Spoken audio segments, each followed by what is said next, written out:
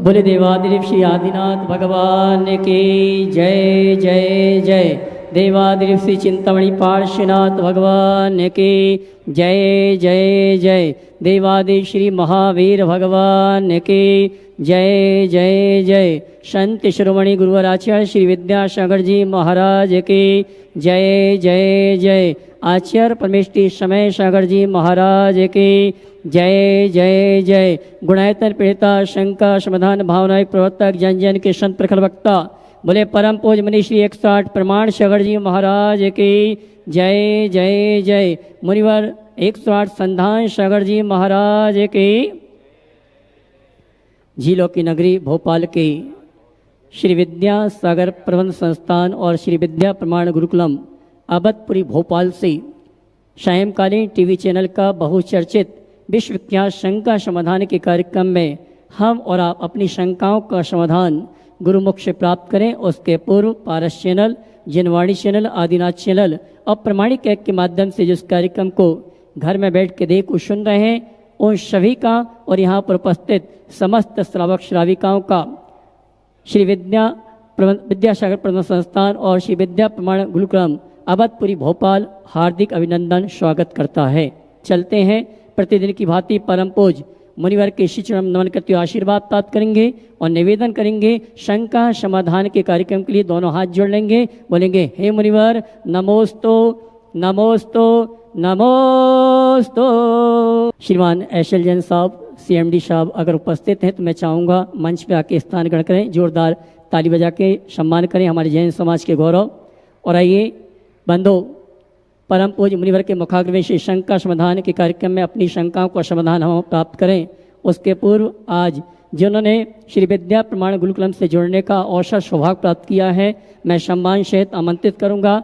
श्रीमती सूरज जी, श्रीमती इंदू जी, आशीष जी, हेमपाल जी, सिंगरी कुमारी, ईशा जी कुमारी, ईशिता जैन सागर जिन्होंने आज श्री विद्या प्रमाण गुरुकुलम में गुरुकुल मित्र के रूप में जुड़ने का अवसर प्राप्त किया है मैं सम्मान सहित आमंत्रित करूंगा। वे आए मंच पे परम पूज्य मुनि श्री के श्री चरण नमन करते आशीर्वाद प्राप्त करेंगे और इनके सम्मान के लिए मैं आवाज़ दूंगा। हमारे ताली बजा के उनका सम्मान करें, हमारे बीच नहीं है।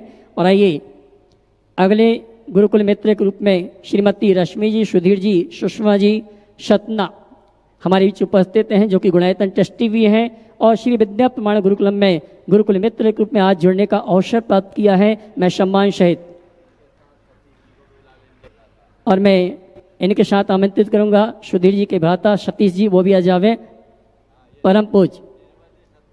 और आपकी जानकारी के लिए आपको कहना चाहूँगा हमारे निर्मल जी, सतना जी उनके सुपुत्र हैं, जोरदार ताली बजाकर इनका सम्मान करें। और इनके सम्मान के लिए आमंत्रित करूंगा हमारे नवरत्न भाई हिमांशु जी, वे आए और हमारे सम्माननीय श्रीमती रश्मि जी, सुधीर जी का श्री विद्या प्रमाण गुरुकुलम और श्री विद्या सागर प्रबंध संस्थान की ओर से सम्मान का कार्यक्रम संपन्न करें। और आप भाई हिमांशु जी, शेपाली जी, नवरत्न परिवार हमारे सुधीर जी परिवार का सम्मान कर रहे हैं और मैं चाहूँगा जोरदार ताली बजाकर का सम्मान करें। इसी क्रम में मैं आमंत्रित करूँगा जो गुणायतन ट्रस्टी भी हैं और जिन्होंने श्री विद्या प्रमाण गुरुकुलम से जुड़ने का अवसर प्राप्त किया है ओमेश सोनाली वेनाडा, अक्षित रोमिशा जैन, मालवी नगर, जयपुर। आइए जोरदार ताली बजाकर का सम्मान करें जिन्होंने आज गुरुकुल प्रेमी के रूप में गुणायतन से जुड़ने का अवसर प्राप्त किया है। और इनके सम्मान के लिए मैं आवाज़ दूंगा श्रीमान हिमांशु जी, नवरत्न परिवार और भाई महावीर जी, सिद्धार्थ लेक सिटी ये आएंगे। हमारे सम्माननीय श्रीमान ओमेश जी, सोनाली जी बेनाडा, मालवी नगर, जयपुर जिन्होंने गुरुकुल मित्र के रूप में जुड़ने का अवसर प्राप्त किया है उनका सम्मान चल रहा है। आप जोरदार ताली बजाकर का सम्मान करें। और बंधो एक दिन शेष है और 8 दिन विशेष हैं।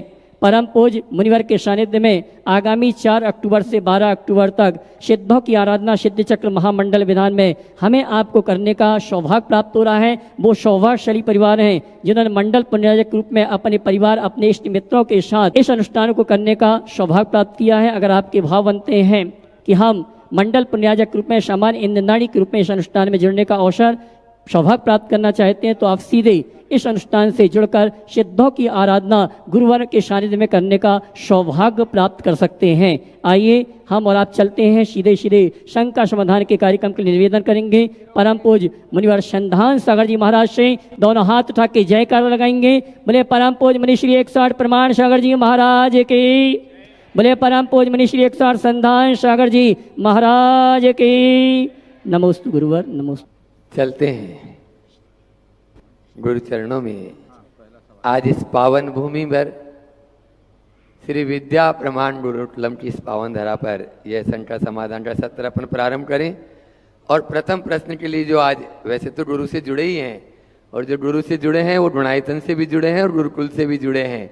और आज अपने बीच में देश के ख्याति प्राप्त विद्वान निर्मल जी सतना के सुपुत्र यहाँ पर श्रीमान सुधीर जी रश्मि जी जैन सतना, वे अपना प्रश्न अपने भ्राता पूरे परिवार के साथ आ जाएं। और आप लोग जोरदार जोरदार तालियों से एक बार फिर से स्वागत कर दें। सुधीर जी रश्मि जी वे अपना प्रश्न गुरु चरणों में करें। और उसके बाद में तैयार रहेंगे नरेंद्र जी जैन नरसिंहपुर से, जो ट्रस्टी हैं गुणायतन के। हेलो। सारे तीर्थ धाम आपके चरणों में, गुरुवर प्रणाम आपके चरणों में। भावना योग प्रणेता परम पूज्य प्रमाण सागर महाराज जी के नमन, शत शत नमन। पूज्य संधान सागर महाराज के चरणों में बारंबार नमन। और एक छुल्लक जी के चरणों में इक्षामी इक्षामी इक्षामी। महाराज जी आपका शंका समाधान देखकर बहुत सी शंकाओं का समाधान हो जाता है हमारा। शंकाएं तो हैं पर फिर भी आज मैं शंका नहीं बल्कि एक पीड़ा लेकर आई हूँ। और वो भी पीड़ा बहुत अधिक है हमें, क्योंकि हमने 90 से हमने शाकाहार, व्यसन मुक्ति और कन्यामृत पर काम किया है। अब थोड़ी शिथिलता हो गई पर फिर भी हमने अपने घर के आसपास के बच्चों को जोड़कर काम शुरू किया शराबबंदी पर। तो एक शराबबंदी पर लेख लिखवाया बच्चों पर। तो उन्होंने जो लिखा उसको देखकर दिल दहल गया। उन्होंने लिखा कि शराब से स्वास्थ्य लाभ मिलता है, शराब से उम्र बढ़ती है, शराब से बुद्धि बढ़ती है। फिर उनके साथ हम लोग ने बहुत उनका ब्रेन वॉश करने की किया और उनके साथ लगातार हम लोग काम करते हैं। और इससे भी बड़ी जो दुखद चीज़ है वो ये कि आज 6 साल 7 साल के बच्चे नशे करते पाए जाते हैं। यहाँ सिर्फ सतना में नहीं, छत्तीसगढ़ वहाँ भी देखा कि वो बच्चे, उनका भविष्य क्या होगा महाराज जी? हम के प्रति क्या कर सकते हैं? क्या जैसे गौशालाएं हम चलाते हैं वैसे केंद्र नहीं चला सकते महाराज जी? पहले तो मैं चाहूँगा एक बार इस परिवार का जोरदार जोरदार अभिनंदन करें।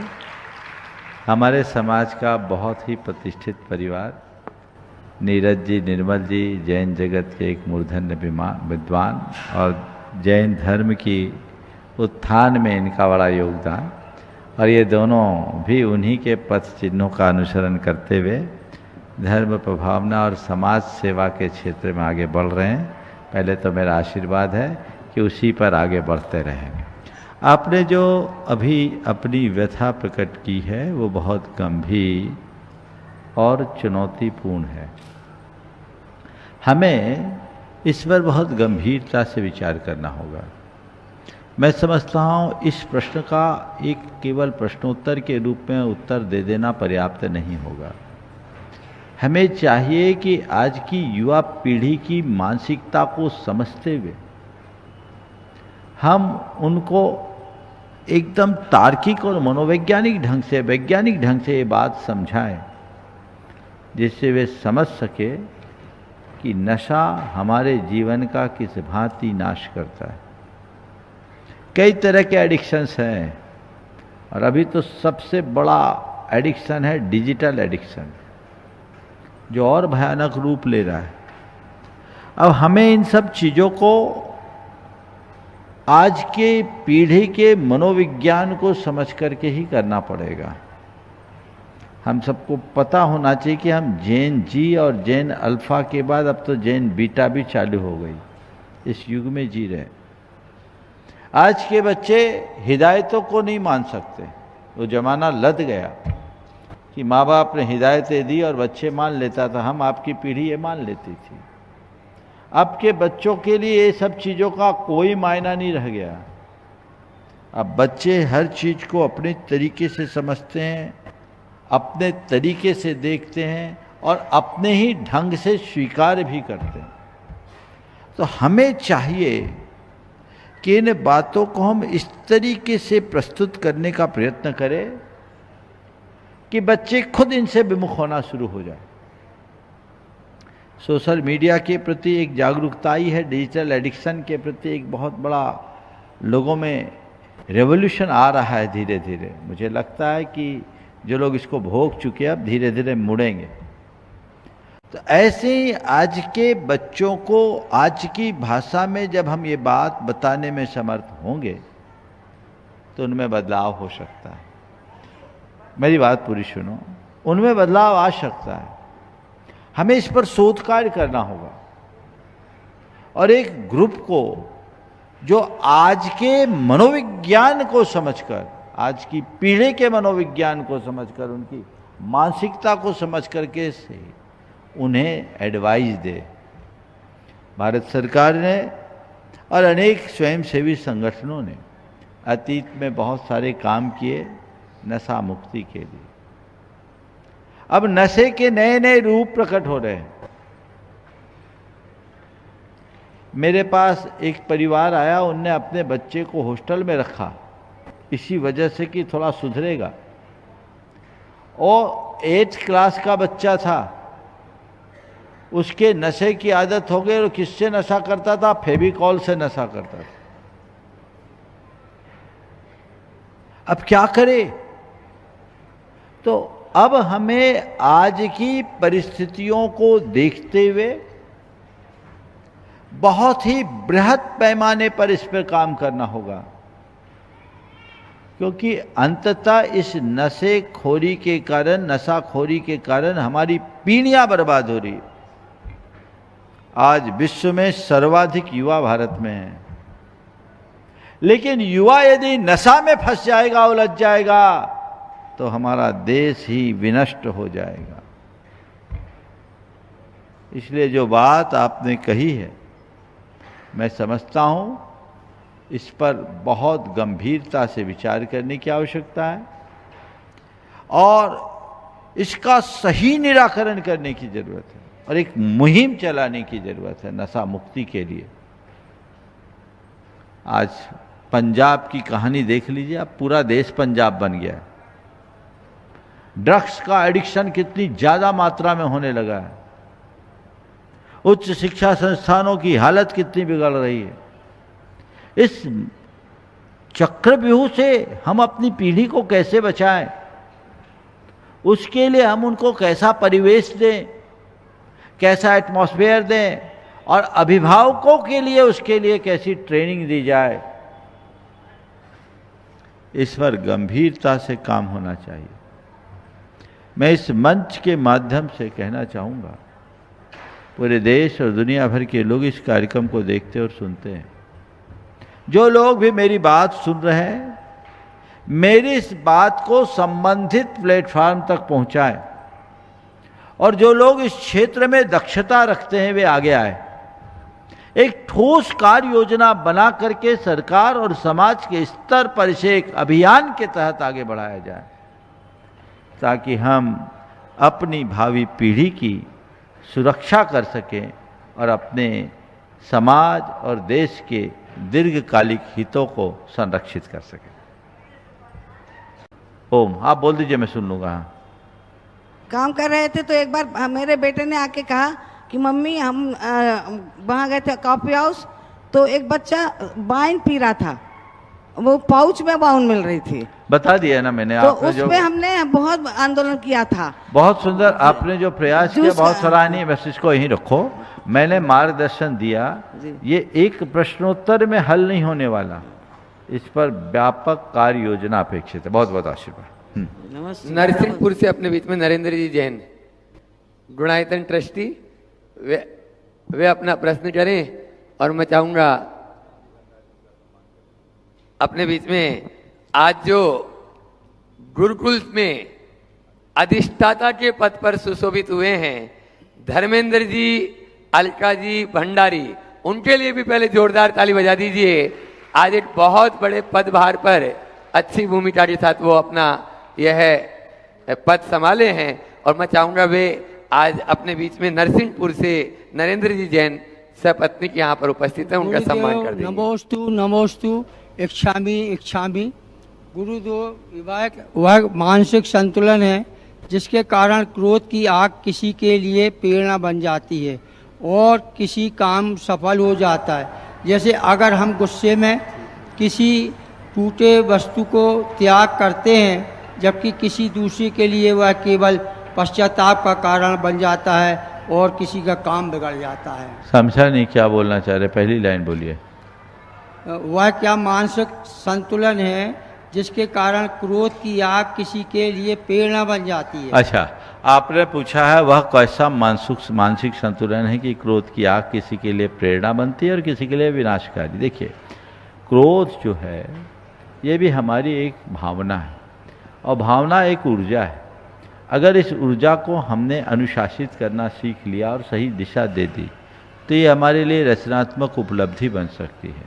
और यदि हमने उसे अनुशासित नहीं किया, नियंत्रित करने में विफल हुए तो ये हमारे लिए बहुत खतरा बन सकती है। क्रोध एक विनाशकारी विस्फोट भी है, लेकिन वही क्रोध यदि अनुशासित हो जाए तो साहस और प्रेरणा भी बन सकते हैं। तो हम अपने क्रोध को सही दिशा देने की कोशिश करें। भावना योग हमें इसी अनुशासन का पाठ पढ़ाता है। कर दीजिए, वहीं सम्मान कर दीजिए। भंडारी जी सम्मान कर दें और जोरदार ताली आप लोग बजा दें। और अगले प्रश्न के लिए आ रहे हैं अपने डॉक्टर कलाजी सुरेंद्र जी कासलीवाल। डॉक्टर कलाजी कासलीवाल यहाँ पर उपस्थित है। हाँ, है ना, जयपुर। वे आ रहे हैं तब, हाँ माइक पहुंचाएं डॉक्टर कलाजी कासलीवाल तक। सुरेंद्र जी कासलीवाल वे भी आ जाएं। और मैं चाहूंगा वहीं पर हिमांशु जी शेफाली जी, उनका भी सम्मान प्रश्न के बाद में कर देंगे। और इसके बाद तैयार रहेंगे पराग मोहिनी जैन मुंबई। नमोस्तु महाराज, नमोस्तु नमोस्तु नमोस्तु। छुल्लक जी महाराज को इच्छा में। आज मेरा बहुत शुभ दिन है कि जो मैं महाराज के दर्शन के लिए यहाँ आई हूँ। मैं अभी कल ही कैलाश मानसरोवर जाके आई हूँ। मुझे वहाँ इतना अच्छा लगा मैं उसका वर्णन शब्दों में व्यक्त नहीं कर सकती। वह हमारे प्रथम आदिनाथ भगवान की निर्वाण भूमि है। तो मैं गुरुदेव से ये पूछना चाहूँगी कि कुछ लोग बद्रीनाथ को भी अष्टापद कहते हैं और कैलाश मानसरोवर की भी अष्टापद कहते हैं। जब हम लोगों से कहते हैं कि मैं अष्टापद कैलाश मानसरोवर जाके आई हूँ। पहले तो मैं चाहूँगा एक बार सम्मान कर दीजिए वहीं पर जा कर के जल्दी से। और जहाँ तक कैलाश मानसरोवर की बात है या अष्टापद की बात है, भगवान ऋषभदेव का निर्वाण स्थल कैलाश पर्वत है, मानसरोवर नहीं। कैलाश पर्वत ही अष्टावय, अष्टावयम में वसुदेव और कैलासाद्रो मुनिंद्रम, ये दोनों शब्द आते हैं। इसलिए अगर देखा जाए तो निर्वाण स्थली तो कैलाश पर्वत, लेकिन बद्रीनाथ भी हमारा पुराना तीर्थ है। वहाँ कुछ ऐसे अवशेष भी हमें प्राप्त हुए हैं और ऐसा कहा जाता है कि भगवान ऋषभदेव का ही एक रूप है। इसलिए बद्रीनाथ का अपना महत्व है, कैलाश पर्वत का अपना महत्व। बहुत। चलिए अगला। पराग मोहिनी जैन मुंबई और उसके बाद में प्रोफेसर नीरज जी जैन, रूबी जी जैन इंदौर। नमस्ते महाराज जी। महाराज जी, मेरा प्रश्न यह है, हम लोग करियर, पैसों और भविष्य के दौड़ में लगे रहते हैं। ऐसे में कैसे जीवन जिए कि दुनिया ही सफलता भी मिले और साथ ही आत्मिक शांति व पुण्य का भी अर्जित कर पाए। बहुत अच्छी बात है। कैरियर की होड़ में लगी आज की पीढ़ी कैसा जीवन जिए जिससे सफलता भी मिले और सार्थक शांति भी। तो मैं आप सबसे कहता हूँ अपना ध्येय थोड़ा सा बदल लो। कोरी सफलता का ध्येय रखोगे तो यही हाल होगा, और अगर सफलता के साथ सार्थकता को अपना ध्येय बनाओगे तो दोनों चीज़ें होंगी। सफलता वो है जो व्यक्ति को केवल अनुबंधित लक्ष्य दिलाए, और सार्थकता वह है जो उस लक्ष्य के साथ मन में प्रसन्नता भी दे रहा है। जब तक आंतरिक प्रसन्नता प्रकट नहीं होती तब तक सार्थकता नहीं होती। जीवन को पहचाने, जीवन के मूल्य को पहचाने। हमें इस बात को सदैव ध्यान में रखना चाहिए कि हमारे पढ़ाई का उद्देश्य क्या है। लर्निंग और अर्निंग हमारे जीवन का ध्येय नहीं है, ये पश्चिमी जीवन मूल्यों पर आधारित है। हमारा ध्येय है लर्निंग और अर्निंग के साथ लिविंग। आज की पीढ़ी के साथ वो लिविंग छिटक करके दूर होता जा रहा है। हम लिविंग को मूल्य देना शुरू करें, लिविंग को महत्व देना शुरू करें, ताकि हमारे जीवन का पथ प्रशस्त। नमोस्तु महाराज जी। प्रोफेसर नीरज जी, रूबी जी जैन जो डोनाइसन ट्रस्टी हैं, और उसके बाद में तैयार रहेंगे पदम जी मीना जी जैन, कोटा, राजस्थान। भारत की भावी पीढ़ी के उज्जवल भविष्य और समृद्ध भविष्य के लिए लगातार चिंता में अपने मार्गदर्शन देते हुए मुनि श्री प्रमाण सागर जी महाराज प्रमाणिक पाठशाला, भावना योग आदि सभी के माध्यम से लगातार इस बात में प्रयासरत। महाराज श्री के चरणों में बारंबार नमोस्तु, संदान सागर जी महाराज के चरणों में बारंबार नमोस्तु, और इच्छामी चुल्लक महाराज के। महाराज श्री, प्रथम प्रश्न से ही जो हम अभी प्रश्न उठाया गया है उस प्रश्न के संदर्भ में ही मेरा प्रश्न है कि इस तरह की जो अंधकार दिख रहा है, आपने अल्फा और बीटा जनरेशन की जो बात की उसके संदर्भ में मेरा प्रश्न है। आजकल भारत सरकार की तरफ से भी आईकेएस सेंटर जैसे और आईकेएस योजना के अंतर्गत काफ़ी सारे कार्यक्रम चल रहे हैं। हमारी संस्था में भी आईकेएस सेंटर की स्थापना हुई है।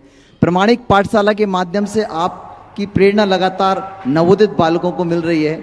ऐसी पाठशालाएं भी सब जगह चल रही हैं। हमारे यहाँ भी एक पाठशाला संचालित है, वो भी बहुत अच्छी तरह से कार्य कर रही है। महाराज जी, प्रश्न ये है कि जो शिक्षण संस्थाएं हैं जहाँ पर कि भारतीय ज्ञान परंपरा के केंद्र स्थापित किए गए हैं, जिसके माध्यम से विभिन्न कोर्स और गतिविधियां चलाई जा रही हैं, जो समस्याएं अभी निर्दिष्ट हुई पिछले कुछ प्रश्नों के अंतर्गत, उन प्रश्नों के समाधान के तौर पर हमारे सबके शिक्षक के तौर पर, संस्थान के तौर पर किस तरह के प्रयास हों, इसके लिए आशीर्वाद और आपके आशीर्वचन और मार्गदर्शन चाहते हैं महाराज जी। नमस्कार। पहले तो मैं चाहूँगा इस दंपति का जोरदार अभिनंदन करें और वहीं पर उनका अभिनंदन भी कर दे। अभी रूबी जी देश भर की प्रामाणिक पाठशालाओं में प्रथम स्थान प्राप्त की है पूरे देश में ना। महाराज जी, अभी इंदौर में पाठशाला सम्मेलन चल रहा है, तो वहाँ पर हमारी पाठशाला गई है, सुरुचि भाभी और रूबी भाई सब लोग हैं वहाँ पर। अच्छा। तो हम यहाँ पर हैं, लेकिन हमारी पाठशाला के अन्य लोग वहाँ पर हैं और आज तृतीय स्थान वहाँ पर प्राप्त किया है। इससे पहले इंदौर की 50 पाठशालाओं के बीच में द्वितीय स्थान प्राप्त किया। बहुत अच्छा मेहनत कर रहे हैं ये लोग। अब आपका जो सवाल है कि आज के इस बदलते दौर में भारतीय ज्ञान परंपरा को आगे बढ़ाते हुए भारतीयता को कैसे प्रतिष्ठापित किया जाए, आपके सवाल का सार कुल ये है, यही है ना। देखो, समय के अनुसार चीज़ें बदल रही है। ये बेहद प्रसन्नता का विषय है कि सरकार का इसमें ध्यान गया और भारतीय ज्ञान परंपरा के नाम पर शिक्षण संस्थानों में एक नई शुरुआत हो गई। ये शुभ लक्षण है। लेकिन इन सब चीज़ों के लिए केवल पढ़ाने से काम नहीं होगा। एक ऐसा वातावरण बनाने की ज़रूरत है जिससे लोग उसे आत्मसात कर सकें।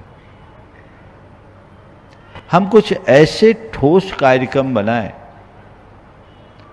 जो केवल बौद्धिक स्तर की ना हो,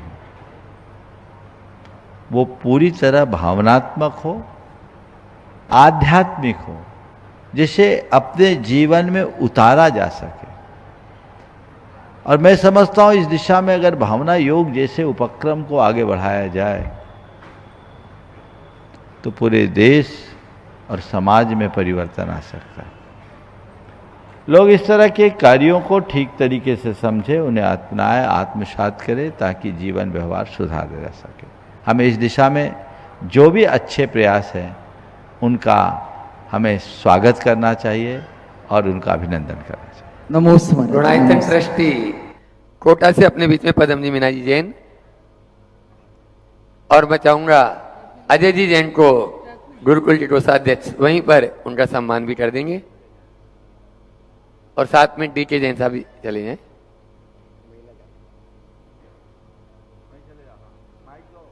आप अपना प्रश्न करें, समय को गैप को पूरा करें। पहले प्रश्न नहीं है, ठीक है, वहीं से एक बार जोरदार ताली बजा दीजिए। अगला नाम उन्होंने अपना समय भी दान कर दिया। प्रकृति शिवानी जैन इंदौर से अपने बीच में, वे अपना प्रश्न गुरु चरणों में करें और उसके बारे में अनिल जी, अमिता जी जैन शिरोमणि संरक्षक गुणायतन तैयार रहेंगे। गुरुदेव के चरणों में बारंबार नमोस्तु नमोस्तु नमोस्तु।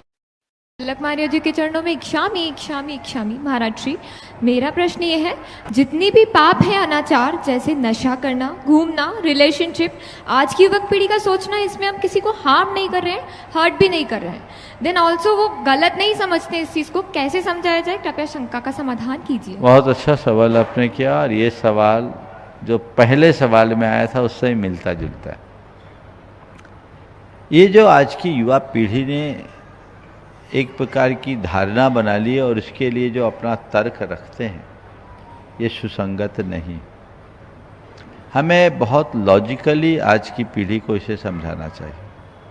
हम उसे समझाने की कोशिश करें ठीक ढंग से और उन्हें बताएं कि ये किस तरीके से हार्म करता है। हमारे जीवन में नशा के ऊपर तो बहुत रिसर्च हुए और कैसे कैसे वो हमारी चेतना को जकड़ता है, हमारी प्रतिभा को और हमारी बौद्धिक क्षमता को, हमारी भावनात्मक स्थिति को, हमारी सांस्कृतिक, धार्मिक और सामाजिक चेतना को कैसे बिगाड़ता है और हमारे शरीर को किस तरीके से नुकसान करता है। ये एक बहुत भयानक चीज़ है। अब जहाँ रहा सवाल रिलेशनशिप का, तो रिलेशनशिप के संदर्भ में ये बात हमें लोगों को अच्छे से समझानी चाहिए कि जीवन में मर्यादा का क्या स्थान है। आज उनसे बोलो कि हमारे माँ बाप ने मर्यादा का पालन किया तो आज हम एक योग्य संतान के रूप में जी रहे हैं। अगर कल हम इसी तरह रिलेशनशिप में रहेंगे तो हमारे आगे की जनरेशन का क्या होगा? और ये रिलेशनशिप कब तक चलेगा? जब तक यौवन है तभी तक ना। उसके बाद कौन पूछेगा? चूस लेने के बाद सब गुठली फेंक देते हैं, लोग आम चूसते हैं, गुठली से किसको लगाव होता है? आज से कुछ साल पहले जब माननीय सर्वोच्च न्यायालय ने रिलेशनशिप को एक प्रकार से कानूनी मान्यता दी थी, तब देश भर के अखबारों में लंदन प्रवासी एक महिला का आलेख छपा था। नाम मुझे स्मरण में नहीं है, लगभग 10-15 साल पुरानी बात है ये। उस लेख में उस महिला ने अपनी तरफ से लिखा था कि कभी मैं इस बात का खुला समर्थन करती थी और मैं भारतीय विचारों की मुखर आलोचक थी। मुझे लगता था कि ये हमारे स्वतंत्रता पर एक प्रकार की बंदिश है, हमारी स्वतंत्रता का हनन है। लेकिन अब जब मैं उम्र के 5वें दशक तक पहुंच गई हूं तो मुझे लगता है कि अब मेरा कोई नहीं, मेरे पास सब कुछ है पर मेरा क्या है। और मुझे लगता है कि ये मेरी भयानक भूल है। यदि मैं भारत की मान्य परंपरा के अनुसार किसी एक से विवाह करके मर्यादित जीवन जीती तो आज मैं सुखी होती और आने वाली जनरेशन सुखी होती।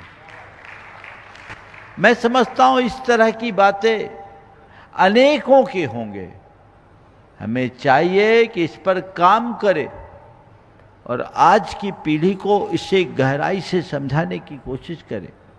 आज की युवा पीढ़ी बहुत भ्रमित है, क्योंकि कुछ परिस्थितियां ऐसी हो गई।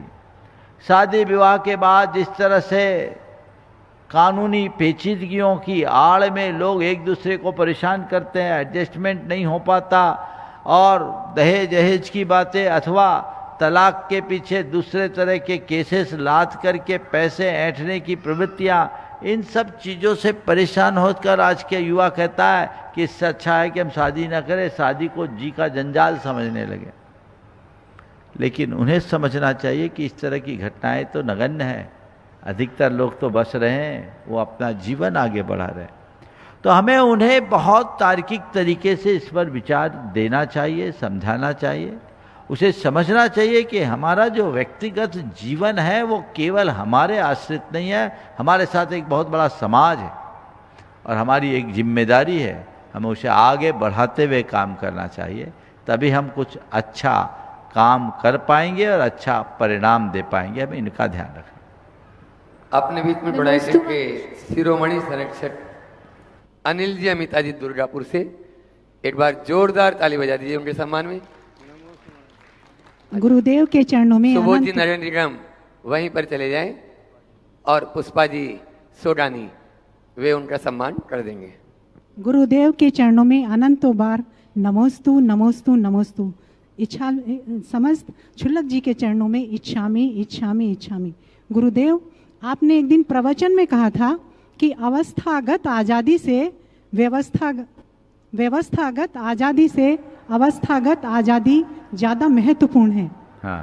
तो और स्वतंत्रता की बात हर जगह होती है, तो गुरुदेव ये अवस्थागत बहुत इसके विशाल रूप हैं, अवस्थागत और उसमें, तो इसके अंतर को हम कैसे समझें? ये तो मैं समझ रहा हूँ, जिसको लोग आज़ादी कहते हैं वो है गुलामी, पर विडम्बना यह है कि वो अपने गुलामी को पहचान नहीं पा रहे।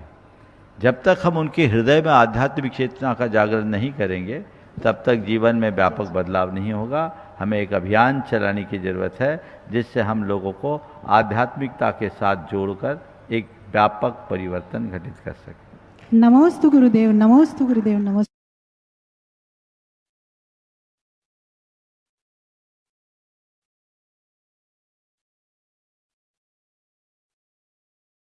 गुरुदेव। और अब मैं बुला रहा हूं कोलकाता से, जिनको आपने कई बार सुना होगा, वो अपने प्रश्न से भी आपको लाभान्वित करेंगे। जय कुमार सुलोचना जी काला, जेके मसाला, पूरे परिवार के साथ में यहाँ पर उपस्थित है। जोरदार ताली बजा दीजिए, पूरा परिवार ही आ जाए। और इनके सम्मान के लिए नवरत्न परिवार हिमांशु जी और अजय जी जैन को वहीं पहुंच जाएंगे। महावीर जी सिंह गई, वो भी साथ में रहेंगे। आप लोग तालियों में कंजूसी नहीं करें। सेपाली जी नवरत्न वे भी आ जाएं। और प्रश्न करेंगे जय कुमार जी, अपना प्रश्न गुरु चरणों में करें। और उसके बाद में इंदु जी कटनेरा भोपाल से अपने पूरे परिवार के साथ में। मुनि श्री 108 प्रमाण सागर जी महाराज की जय। नमोस्तु महाराज जी। मुनि श्री 108 संधान सागर जी महाराज नमोस्तु।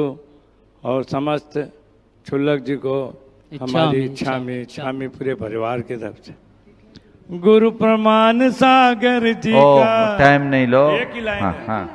गुरु प्रमाण सागर जी का सपन हुआ साकार, होते होते हो गया गुणायतन तैयार, होते होते हो गया गुणायतन तैयार। मुनिश्री, ये प्रश्न किसी ने मुझे भेजा है कि ये प्रश्न रैनसार में है, तो शास्त्र जी में है। अपनी संपत्ति होने पर भी दूसरे की संपत्ति को देखते जाएं, वो शुद्ध बैल है, वो पर्याय का मनुष्य है, परिणामों का बैल है और भविष्य का पर्याय भी बैल है। ये बैल से तुलना करने का तात्पर्य क्या है? कृपया इसकी खुलासा करते हुए मेरी जिज्ञासा का समाधान करें।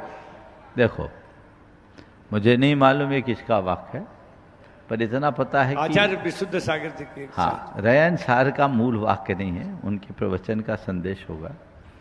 ये जिस संदर्भ में कहा गया उसे समझो। मनुष्य को बैल क्यों कहा गया? बैल कौन है? और बैल में भी एक बैल है कोल्हू का बैल, जो खट्टे पर पता नहीं, खटने के बाद भी जहां के तहां रहे। समझिए, उसकी आंख में पट्टी बंधी रहती है। जिसकी आंख में पट्टी बंधी वो एक प्रकार का बैल है, रात दिन खट रहा है पर बढ़ कहीं नहीं रहा है। उसे अपनी मनोवृत्ति को बदलने की आवश्यकता और अपेक्षा है। जिसे अपने जीवन की वास्तविकता की समझ ना हो, वो मनुष्य होकर के भी मनुष्य कहलाने का अधिकारी नहीं है। तो जिस संदर्भ में उन्होंने कहा है, अगर आप लोग उसे समझकर प्रेरित हो तभी उसकी सार्थकता है। नमोस्तु भगवान, नमोस्तु भगवान। सम्यक सिद्ध क्षेत्र में भव्य गुणायतन बनाने वाले प्रमाण सागर जी महाराज, शंका समाधान कराने वाले, भावना योग करने वाले, वात्सल्य मूर्ति, आपके चरणों में कोटि कोटि नमन, कोटि कोटि वंदन, कोटि कोटि आभार। मैं सुलोचना काला, कलकत्ता से जेके मसाला। संतान सागर जी महाराज जी को भी नमोस्तु कर रहे हैं। कलकत्ता में अभी सवाल करो महाराज जी। हम ये समय सागर ग्रंथ पढ़ते हैं बेनाड़ा जी के माध्यम से, रतनलाल जी पारस चैनल से पहले का रिकॉर्डिंग किया हुआ, तो उसमें लिखा हुआ था कि अभी अवधि भोपाल का वर्णन करने से प्रमाण सागर जी का वर्णन नहीं होता। जैसे किसी नगर का वर्णन करने से राजा का नहीं होता, वैसे हम लोग ये दर्शन करते हैं मंदिर में जाके, भगवान का उनका गुणगान नहीं होता। इसका मैं समझ में नहीं पाई। ऐसा है, उसमें लिखा है नैरम्य वन्य देज नविरन्नो वन्ना कदाहोदी दे गुणे थुबंते न तिथम तिथैरम थुदा होदी न केवली थुदा होदी। कि जैसे नगर का वर्णन करने से राजा का वर्णन नहीं होता, ऐसे भगवान के देह के गुणों का वर्णन करने से केवली की स्तुति नहीं होती। ये निश्चय स्तुति की बात है। केवली गुण थुबंते सो तच्चम केवली थुबदे। केवली भगवान के गुणों का जो स्तमन करता वही वास्तविक दृष्टि से भगवान की स्तुति का अधिकारी है, वही स्तुति है। तो ये निश्चय और व्यवहार स्तुति की बात है। भगवान आप ऐसे है वैसे, शरीर का स्तवन है ना, लेकिन व्यवहार में हम तो भगवान के शरीर को ही देखते हैं, उनकी आत्मा हमें दिखाई कहाँ पड़ती, इसलिए वो व्यवहार स्तुति में स्वीकार। पूरे परिवार का आप नमोस्तु महाराज जी, पूरे परिवार को आशीर्वाद दें। जय जय भगवान। चलिए अगला। ओम। इंदु जी टटनेरा भोपाल, वे अपना प्रश्न करें। पहले से माइक पहुंचा दें, समय बचेगा। और आज जो गुरुकुल से जुड़े हैं ओमिश जी, सोनाली जी बेनाड़ा जयपुर से अपने बीच में पूरे परिवार के साथ में तैयार रहेंगे। दो ही मुनि राजों के चरणों में कोटि कोटि नमन, शुल्लक जी के चरणों में इच्छामि। महाराज जी, मेरा प्रश्न यह है कि मैंने अभी तक ये सुना था कि राम और लक्ष्मण में अथाह प्रेम था, कि जब वो राम लक्ष्मण को जब तीर लग गया था तो उनकी लाश लेके राम जी मतलब 6 महीने तक तो घूमते रहे थे। तो महाराज जी मेरे साथ भी ऐसे घटित हुआ। हमारे यहाँ इन दोनों भाइयों में इतना प्रेम था कि वो इनकी लाश के लिए मतलब एक अर्धमृतक लाश के लिए 6 महीने तक घूमते रहे। 6 महीने तक उन्होंने, इनके बड़े भाई ने 6 महीने तक इनके लिए, जिनका लीवर खराब हो गया था, और सर पे हाथ रखते रहते थे और कहना नहीं गुड्डू तू ठीक हो जाएगा, तू ठीक हो जाएगा। महाराज जिन दोनों में से कौन सा अगाढ़ प्रेम था? तो इनसे वो तो चले गए, लेकिन वो ये ठीक होके आ गए। नमोस्तु महाराज। जिनके लिए रोए वो बच गया और जो रोया वो चला गया। जी महाराज जी। ये अच्छा संयोग है। देखिए, निश्चित ये आपसी प्रगाढ़ प्रेम का द्योतक है। और जो आपने कहा ठीक हो जाए, मैं इसे भावना योग के उदाहरण के रूप में देखूंगा। जी महाराज जी, मैं भावना योग का ही बताऊंगी अभी इसके लिए। अगर आप किसी के प्रति ऐसी भावना भाएं तो उसका ऐसा भी परिणाम निकल सकता है निश्चित। बाकी जीवन मरण संयोग वियोग तो सबका अपना अपना है, कोई अमर नहीं है, लेकिन हमें सब एक दूसरे से मिलजुल कर रहना चाहिए। महाराज जी भावना योग का बहुत अच्छा, आगे बढ़ाइए। ओमिश जी, सोनाली जी बेनाड़ा जयपुर, जो गुरुकुल से भी आज जुड़े हैं, और उसके बाद में आज अपने बीच में दिल्ली से SL जैन साहब CMD इंडियन बैंक यहाँ पर उपस्थित हैं। मैं चाहूँगा वे अपने प्रश्न करेंगे और उनके सम्मान की तैयारी भी रखेंगे। नमस्ते महाराज जी। महाराज जी, मेरा प्रश्न यह है कि जब हम लोग कोई कॉरपोरेट में काम करते हैं, किसी कंपनी के लिए काम करते हैं, तो साल पूरा होने के बाद हमारा अप्रेजल होता है कि हमारा परफॉर्मेंस कैसा रहा। अब हमको जब जूनियर्स को रेटिंग करनी होती है तो हमारी नज़र में पूरे जूनियर्स ने बहुत अच्छा काम करा होता है, सब इक्वल मानने में ही बहुत अच्छा से काम करते हैं, पर फिर भी कंपनी पॉलिसी के अनुसार हम लोगों को किसी को कम रेटिंग, किसी को पूरी रेटिंग ये देनी पड़ती है। तो क्या इससे हमें भी पाप लगता है? देखो भाई, ये तो सब छल प्रपंच है। लेकिन ये सब आज के कारपोरेट के मैनेजमेंट का हिस्सा है। अगर सीधे सीधे पूरे पूरे अंक किसी को दे दोगे तो कई बार वो आगे नहीं बढ़ पाएगा। हमसे एक बड़े कारपोरेट के संचालक ने कहा था, बोले महाराज जी हम लोगों को एक बात सिखाई जाती है। बोले क्या? बोले घोड़े को घास दिखाते रहो, खिलाओ मत। बस उसको उम्मीद दो कि घास मुझे मिलेगी, खाने मत दो, ताकि वो हमेशा तत्पर रहे। तो एक कारपोरेट का हिस्सा है तो छल छद्म ही। इसमें यथासंभव हमें सावधानी रखनी चाहिए। बहुत बहुत आशीर्वाद। हाँ, और मैं बुला रहा हूं SL जैन साहब, दिल्ली से अपने बीच में जो CMD है इंडियन बैंक के, वे आए और अपना प्रश्न करेंगे। आप लोग जोरदार जोरदार ताली से उनका स्वागत करें। सपरिवार और चाहूंगा सुबोध जी नरेंद्रम और दीप जी जैन वहीं पर जाकर यहीं पर उनका सम्मान कर देंगे। दीप जी जैन और सुबोध जी नरेंद्रम आ जाएं, और इनके साथ इनके मित्र भी आए तो चाहूंगा वे भी साथ में हो जाएं। आ जाएं। महाराज जी के चरणों में कोटि कोटि बार नमस्तु। महाराज जी मेरा बहुत छोटा सा सवाल है। जैन धर्म में एक वर्ड आया निर्ग्रंथ। निर्ग्रंथ का क्या मतलब है और कैसे अचीव होता है? पहले तो मैं चाहूँगा SL जैन साहब का एक बार जोरदार जोरदार अभिनंदन करें। ये कभी इंडियन बैंक के CMD थे, अभी वर्तमान में भारत सरकार के किसी रेगुलेशन बोर्ड के मेंबर हैं। ये भी अपने आप में एक बहुत महत्वपूर्ण जिम्मेदारी का निर्वाह कर रहे हैं। मैं इसलिए कह रहा हूँ कि ये अपने पूरे जीवन काल में अपने दायित्व का निर्वाह करते हुए समाज और साधर्मियों के लिए जितना अच्छा कर सकते थे सब किया। कुछ उदाहरण तो हमारे हैं। एक इशारे पर ऐसे ऐसे लोगों का उद्धार कर दिया कि अगर इनका हाथ नहीं होता तो पता नहीं उनका क्या होता। इसलिए ऐसे साधर्मी वात्सल्य के साथ नाता जोड़ने वाले का जोरदार जोरदार अभिनंदन करना चाहिए। आपने पूछा है निर्ग्रंथ, ये अपने NC जैन गुणायतन के उनके भ्राता भी हैं और उनकी ही तरह ये भी एकदम लगनशीलता के साथ लगे हैं। आपने निर्ग्रंथ शब्द का अर्थ पूछा है। निर्ग्रंथ मूलतः जैन परंपरा में प्रयुक्त शब्द है। निर्ग्रंथ, ग्रंथ का अर्थ होता है गांठ, और निर यानी जिनके अंदर कोई गांठ न हो, अर्थात जिनके भीतर बाहरी और भीतरी परिग्रह की कोई गांठ ना हो, जिनके अंतरंग में राग देश छल कपट क्रोध कषाय का लवलेश न हो, गांठ न हो, वो निर्ग्रंथ। वेदों में भी निर्ग्रंथ को दिगंबर मुनि के रूप में लिया। श्रमणो वात रचना निर्ग्रंथ सो निरंबर, ऐसे शब्द का प्रयोग किया। और आप सबको जान करके अच्छा लगेगा कि आज जिसे हम जैन धर्म कहते हैं, पुराने समय में इस जैन धर्म को जैन धर्म नहीं निर्ग्रंथ धर्म कहा जाता था। इसे श्रमण धर्म कहा जाता था, इसे आर्हत धर्म कहा जाता था। हम सब निर्ग्रंथ हैं और आप लोग निर्ग्रंथों के अनुयायी होने के कारण निर्ग्रंथ हैं। समझ गए?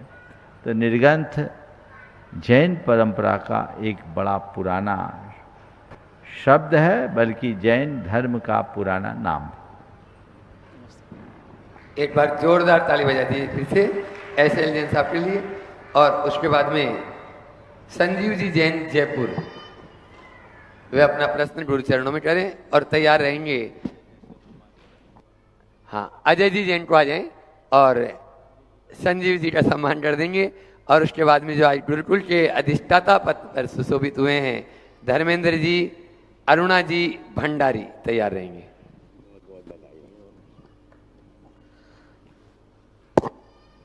नमोस्तु गुरुवर।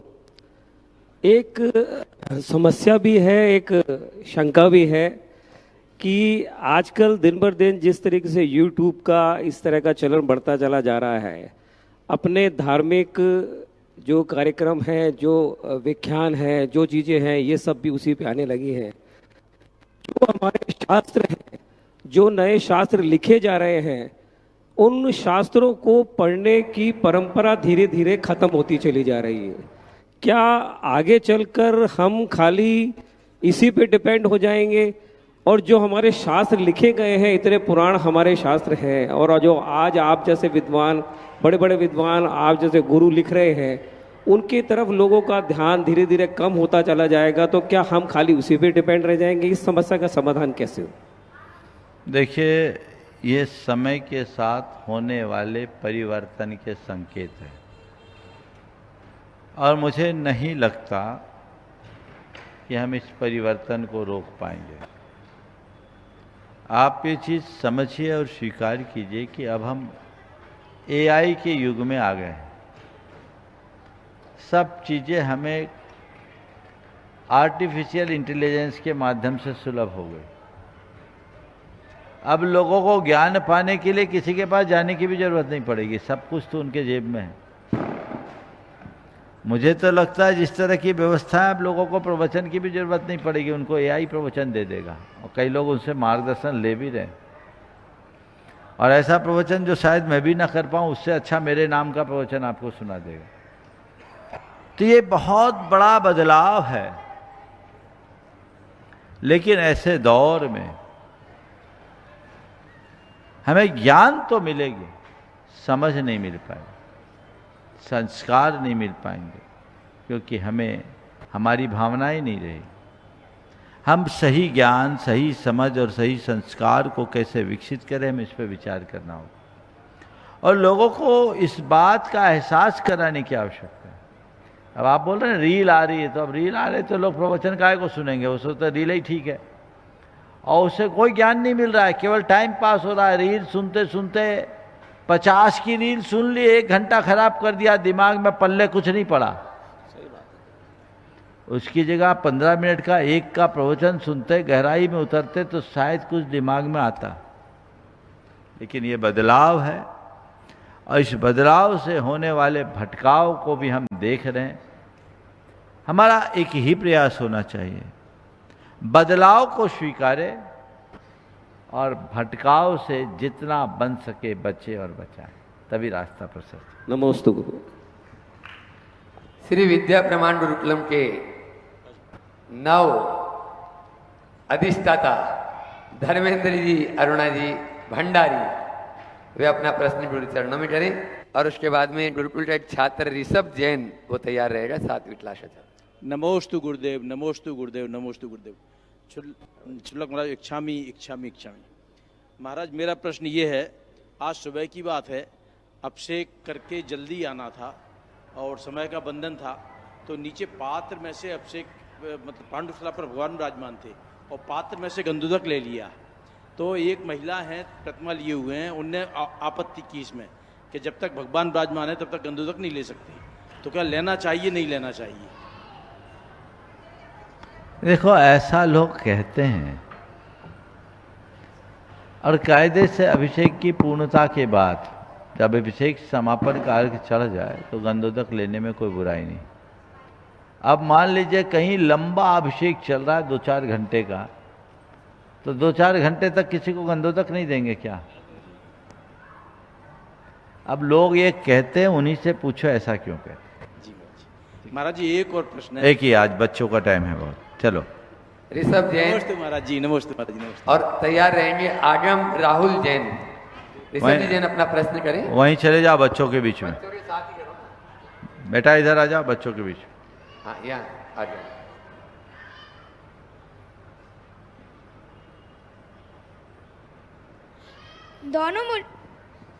दोनों मुनिराजों के चरणों में त्रैवार नमोस्तु नमोस्तु नमोस्तु।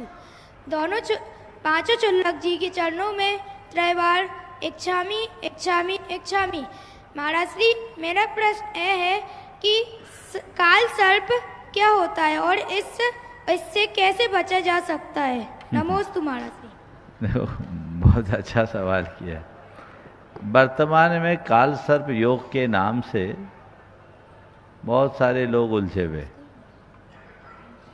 यद्यपि मैंने इस विषय में कई बार मार्गदर्शन दिया है, लेकिन एक लंबे अंतराल के बाद पूछा गया और एक बच्चे ने पूछा है तो मुझे इसका उत्तर तो देना पड़ेगा। देखो, सच्चे अर्थों में देखा जाए तो काल सर्प नाम का कोई भी योग नहीं होता। हमने ज्योतिष के महान स्तंभ हुए हैं K.N. राव, उनका एक आलेख पढ़ा था जिसमें लिखा था कि ज्योतिष के किसी भी मान्य ग्रंथ में काल सर्प नाम का तो कोई योग ही नहीं। ध्यान से सुनना, ज्योतिष के किसी भी मान्य ग्रंथ में काल सर्प नाम का तो कोई योग ही नहीं है। जिस राहु और केतु के मध्य में सभी प्रमुख ग्रहों के आने पर यह तथाकथित काल सर्प योग माना जाता है, वह तो लाभकारी राजयोग है। हाथ कंगन को आरसी क्या, मोरारजी भाई देसाई, ज्ञानी जैल सिंह, चौधरी चरण सिंह, धीरू भाई अंबानी, अमिताभ बच्चन, सचिन तेंदुलकर जैसे अपने अपने क्षेत्र के सफल और अति सफल लोगों की कुंडली में यह तथाकथित काल सर्प योग है। ये लेख मैंने 2005 के एक अखबार में पढ़ा था, जिसका शीर्षक था कुरीतियां तो आई है ज्योतिष में। अब उसमें उन्होंने लिखा, इसे तो आज से 35 बरस पहले किसी पंडित ने इजाद किया और दूसरे विद्वानों ने इसका निषेध इसलिए नहीं किया क्योंकि ये लोगों के लाभ का जरिया बन गया। तो अब 35 और 20 और जोड़ लो, 55 साल पुरानी की इजाद है। आज कुछ भी हो जाए, काल सर्प योग, सफलता न मिले काल सर्प योग, शादी ना हो काल सर्प योग, नौकरी न लगे काल सर्प योग, बच्चे ना हो काल सर्प योग, मुकदमा न जीते काल सर्प योग। ये सब बकवास, इससे बचना चाहिए। एक सज्जन ने एक बार मुझसे आकर कहा, महाराज जी ये काल सर्प योग क्या होता है? हमने काल सर्प तो सब पर लगा है, काल सर्प योग तो सब पर लगा है। बोले महाराज उतारने का क्या उपाय है? बोले उतारने का एक ही उपाय है। बोले क्या? बोले मुनि बन जाओ। बोले नहीं महाराज जी आप तो मजाक करें। बोले मजाक नहीं कर रहा, सत्य कह रहा हूं। काल सर्प क्या होता है? काल रूपी सांप सबके सिर पर बैठा है, उससे बचने का एक ही उपाय, रत्नात्रय को धारण करो, मृत्युंजय बन जाओगे, अमर हो जाओगे, सिद्ध बन जाओगे। नहीं महाराज बहुत परेशान हूं, बेटे के बारे में बताया और बेटे की शादी का योग नहीं बन रहा है। जो बोल रहा है काल सर्प योग, काल सर्प योग। बोले क्या किया? बोले 3 बार उतारा कर लिया। बोले क्या हुआ? बोले शादी नहीं हुई। मैंने ऐसे ही पूछा तेरी शादी कितने साल में हुई थी? बोले 30 की उम्र में। मैंने पूछा आप तेरे बेटे की उम्र कितनी? बोले 28 की। बोले 30 बरस पहले तेरी शादी 30 की उम्र में हुई है बेटा, 28 से भी 2 साल पीछे, चिंता मत करो, 30 होने तक हो जाएगा जब होना होगा। चिंता करने से क्या फायदा? तुम 3 बार उतारा भी कर चुके फिर भी नहीं कर पाए, फिर क्यों परेशान हो रहे हो? वक्त पर छोड़ दो। और संयोग से मैंने तो मजाक में 30 बोला था, उनके बेटे की शादी 30 साल में ही हुई, हो गई, अब बच्चे भी हो रहे। तो ये चीजें हैं, ऐसे भ्रमजाल से व्यक्ति को बचना चाहिए और सीधा सीधा मार्ग पकड़ करके रखना चाहिए। ऐसा मार्ग अंगीकार करेंगे तभी रास्ता प्रशस्त होगा। क्षुल्लक जी का सवाल होना है पर उनका सवाल के लायक समय बच नहीं रहा है, इसलिए मैं सोच रहा हूँ कि उनके सवाल को बचा के रखा जाए। बोले परम पूज्य मुनि श्री 108 प्रमाण सागर जी महाराज की